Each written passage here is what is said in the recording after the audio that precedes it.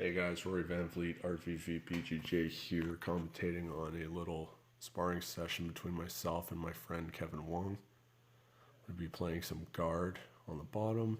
Kevin Wong has been developing a keen interest in leg drags, and he goes for one immediately, and I employ some guard retention techniques. So here, as Kevin leg drags and gets my foot past his hip, I'm going to go to the next available frame, which is my knee. I open my knee up to block his arm from coming around to control my hip. I'm able to, with some flexibility, put my right foot into his right hip in order to anchor my leg and make it a bit harder for him to move. In order to reinforce my knee, just to protect it, I'm going to use my right arm here to frame the inside of my right knee, just to make sure that I'm not putting too much weight into my leg in a compromised position. I'm going to start mobilizing my hips so I can bring my leg across in a high leg motion. I'm going to create a frame against his neck and head here with my left leg. I'm going to also reinforce with a second frame against his right knee with my left arm. Kevin's not done. He goes for another leg drag. I manage to circle it through and hide it underneath him so that he can't access it anymore further. I'm going to use that right leg to off balance him by kicking up into his butt. I'm going to lift my hips and get into a bit of a waiter sweep-like motion to then pivot into X guard.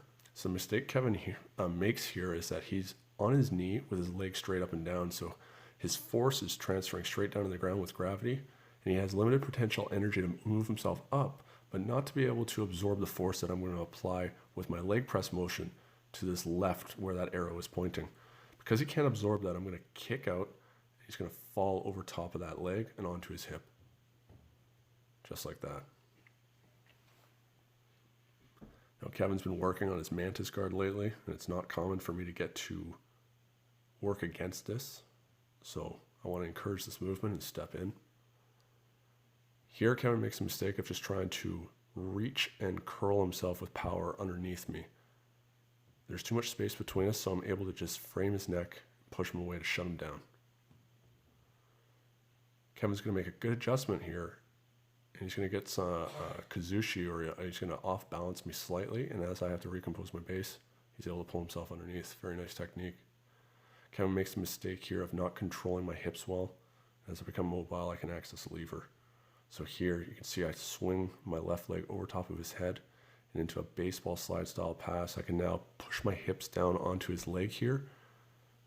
And by accessing this lever, I can turn his hips into the ground and take away his ability for any meaningful guard retention movements. I keep my hip nice and tight against him so he's not able to move. You're going to see me slide up into a knee on belly. So I'm going to switch my control of his hip from my hip to my shin, not leaving space in between.